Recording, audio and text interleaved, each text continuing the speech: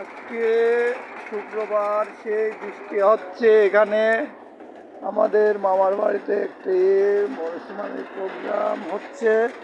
এখানে সেই প্রচণ্ড বৃষ্টি এখন নামছে, আপনারা দেখেন প্রচুর জোরে বৃষ্টি হচ্ছে।